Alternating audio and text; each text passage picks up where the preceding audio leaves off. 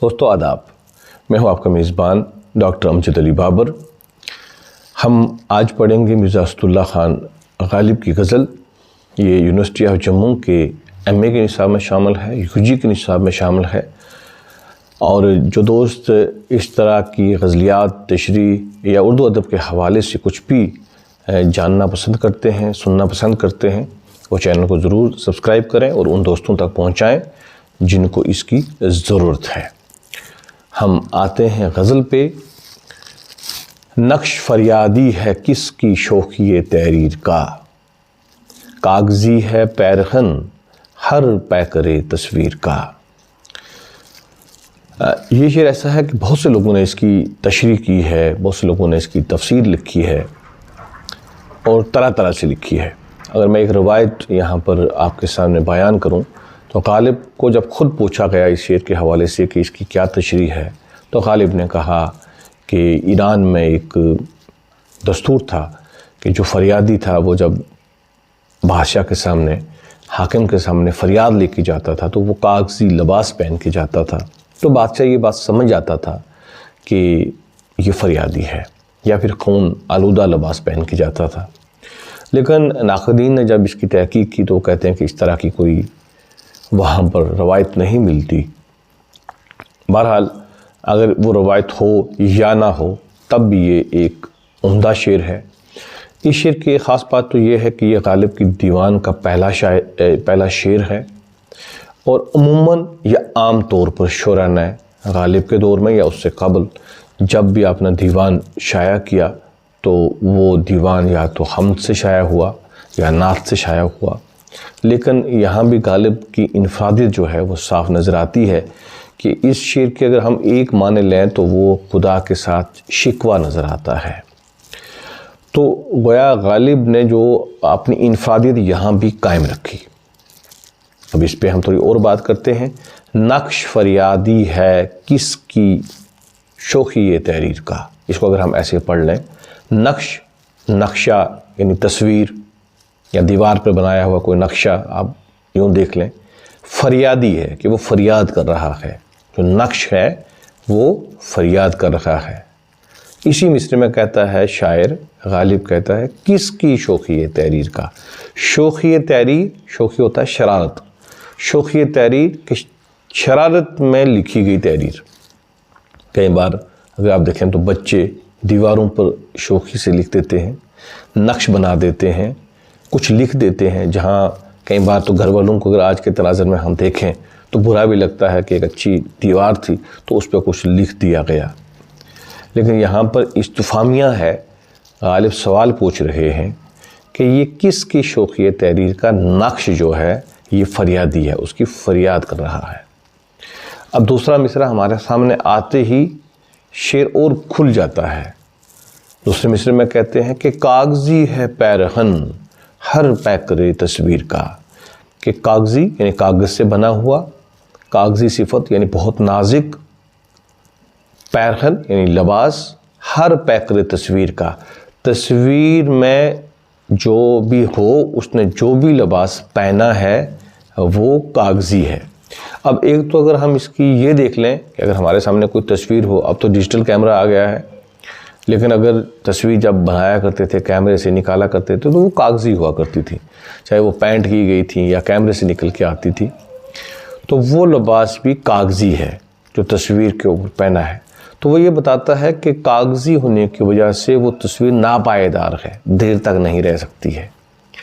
अब अगर हम इसके तय में आते हैं तो कागज़ी है पैरहन से मुराद, एक तो ये तो तर्जमा हुआ कि किसके लिए कहा जा रहा है, ये इंसान के लिए कहा जा रहा है। अल्लाह ताला ने दुनिया में इंसान को पैदा कर दिया, तो गालिब भी समझते हैं कि ये जो नक्श है यानी आदमी जो दुनिया में आया, इंसान दुनिया में आया, ये एक शौक़ी तहरीर, किसी ने शौक़ी तहरीर में अल्लाह ताला ने आप एक मस्ती में नाउज़ुबिल्लाह आके दुनिया को बना दिया और ये फिर फरियादी हो गया क्योंकि वहाँ से जन्नत से निकाला गया और फिर फरियाद कर रहा है। और इसका जो पैरहन है, जो लिबास है, जो बदन है, वो ऐसा है कि जो इतना नाजुक है कि वो मिट जाने वाला है। क्योंकि ये इंसान की नापायदारी है और ये ऐसे किसी ने बना के यहाँ पर बेच दिया है। और भी कई तरह की इस शेर पर बहसें हुई हैं, मैं ज़्यादा तवील और नहीं जाऊँगा इस पर। आप देख सकते हैं यूट्यूब पर भी अगर आप देखेंगे तो बहुत से अहबाब ने इस पर बात की है और किताबों में भी इसके हवाले से आपको अच्छा खासा मिलेगा। लेकिन जो ज़मीन इस शेर की है वो कमाल की है। अगर आप देखें कि काफ़िया इसमें क्या आया है कि तस्वीर और तहरीर और फिर रदीफ़ का है, तो जब पूरा आप शेर पढ़ते हैं तो बंदे को लगता है कि इसमें तो अब आगे शेर बहुत मुश्किल होगा कहना, लेकिन गालिब एक के बाद दूसरा जो शेर है वो कहते चलते हैं और वो सिर्फ गालिब ही कर सकते थे। दूसरा शेर देखिए कि कावे कावे सख्त जानी हाय तन्हाई न पूछ, सुबह करना शाम का लाना है जुए शीर का। अब देखिए शेर में मजाजी सी बात तो ज़रूर है, मतलब हकीकत पर नहीं है, लेकिन शेर कमाल का है। जुए शीर, जू बोलते हैं नदी को, शीर दूध को, जुए शीर इजाफत के साथ पढ़ेंगे तो मालूम होगा दूध की नहर, लाना है जुए शीर का। और दूध की नहर के साथ जब भी हम कभी बात करते हैं तो हमें फराद और शीरिन की तरफ ज़हन जाता है, जो किताबों में आया है, रवायत में आया है। हालांकि तारीख़ में कुछ इतना नहीं मिलता है इस हवाले से, लेकिन ख़ासकर शायरी में आया है। फ़ारसी शायरी में ये बयान हुआ है कि शीरिन और फराद थे और शीरिन के बाप ने कहा फरहाद से कि आप जाकर अगर इसको ज़्यादा ही चाहते हो तो जाकर दूध की नहर बहा दो पहाड़ से। तो वो पहाड़ को काटने लग गया तैशा लेकर। तो फिर यूँ हुआ कि जब किसी ने कह दिया उसको कि भाई शीरिन तो मर गई है जहर खा के, तो उसने वही तैशा अपने सर में मारा तो वो वहीं पे मर गया। इस पे भी गालिब का एक शेर है, तैशे बगैर मर न सका कोहा कुना सद, ऐसा शेर है, पहला मिसरा है उसका ये। तो पहले मिसरे पे अगर हम आते हैं तो कावे कावे सख्त जानी, कावे कावे काविदन मस्दर से है फ़ारसी के, जिसके माने हैं सख्त मेहनत, सख्त जतन, कोशिश। सख्त जानी यानी सख्त जतन, कोशिश, मेहनत। तन्हाई न पूछ, हाय तन्हाई के हवाले से मत पूछ, तनख्वाह होना क्या है मत पूछ। कितनी मेहनत कितनी जतन करना पड़ता है तन्हाई में, कितनी जतन करने पड़ते हैं तन्हाई में। तन्हाई में जब रात होती है, सुबह करना शाम का, यानी शाम को गुजार के रात काट कर सुबह तक आना ऐसे है जैसे जुए शीर लाना है। जुए शीर जैसे मैंने आपको बताया कि कितना मुश्किल काम था, उससे भी मुश्किल है तन्हाई की रात काटना। तो तन्हाई के हवाले से अगर कभी बात होती है तो गालिब का ये शेर बहुत बड़ा शेर है कि तन्हाई के हवाले से बहुत से शुरा ने लिखा है कि तन्हाई क्या चीज़ है। लेकिन जो गालिब ने ये मिसाल दी है कि जुए शीर लाना जो है वो तन्हाई की रात काटने के बराबर है। एक तरफ से तशबीह है जुए शीर को तन्हाई के साथ, और दूसरी तरफ अगर हम देखें तलमी है, क्योंकि वो तारीख़ी वाक़ा अगर उसको हम मान लें फराद और शीरिन को, तो इसमें तलमी का भी जिक्र किया है। और ये जो शेर है गालिब ने इस तरह से कहा है। अगला शेर देखिए जी कि जज्बाए बेअख्तियार शौक देखा चाहिए, सीना ए शमशीर से बाहर है दमे शमशीर का। अब देखिए कि तलवार के हवाले से गालिब ने क्या मजमून तराशा है। क्लासिकी शायरी में इस तरह की चीज़ें हुई हैं, लेकिन गालिब चूँकि सबसे इनफरादी शायर है तो गालिब का अंदाज़ भी सबसे निराला है। और भी दुनिया में सुखनवर बहुत अच्छे, कहते हैं कि गालिब का है अंदाज़ बयां, और ख़ुद गालिब ने कहा था। शमशीर आप जानते हैं तलवार को कहते हैं, सीना शमशीर तलवार का सीना, जज्बा जज्बे को, बेअख्तियार शौक के, शौक का इश्क का जज्बा जो है वो बेअख्तियार है। किसका इश्क? तलवार का इश्क। अब देखिए आपका तलवार का सीना जो है बाहर तना होता है, यानी तलवार थोड़ी सी सीधी नहीं होती है बल्कि सीना उसका बाहर निकला होता है। गालिब ने मजमून तराशा यहाँ से कि तलवार का सीना इसलिए बाहर है और वो शौक़ से बेअख्तियार हो गया है कि वो मुझे कत्ल करना चाहती है। जज्बा बेअख्तियार शो देखा चाहिए, सीना शमशीर से बाहर है दम शमशीर का। दम हम सांस को बोलते हैं कि उसका यहाँ पर आ जाएगा कि उसका सीना जो है तना हुआ है बात, दमे शमशीर, उसका सीना जो है शौक से बाहर निकला है।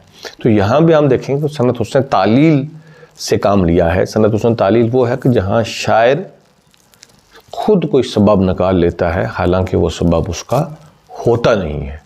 तलवार तो जिस किसी ने बनाई होगी तो वो इस तरीके से बनाई, लेकिन गालिब ये सोच रहे हैं कि इसका सीना इसलिए बाहर निकला है कि ये मुझे या आशिक को ये कत्ल करना चाहती है। अगला शेर देखिए जी कि आगही दामे शनीदन जिस कदर चाहे बिछाए, मुद्दा अनका है अपनी आलम तकरीर का।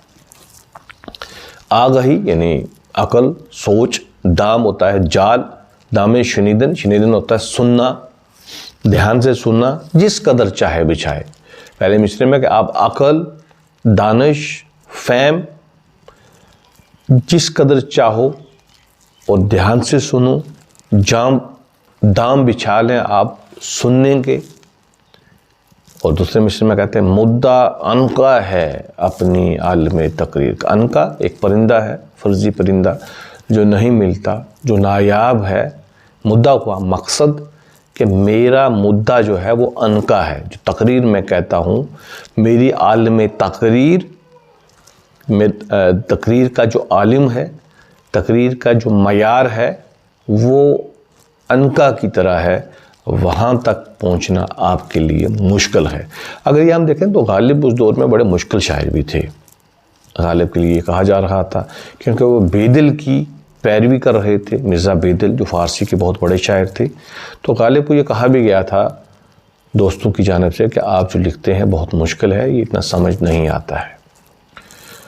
तो उस हवाले से भी अगर हम कहें तो गालिब को ये एहसास था कि मेरे जो कहने का मकसद है वो अनका की तरह है, वो आलमी तकरीर इतना आम नहीं है कि जो हर शख्स की समझ में आ सके। लेकिन वक्त गुजरता गया, वक्त आगे बढ़ता गया तो गालिब को लोग समझते गए।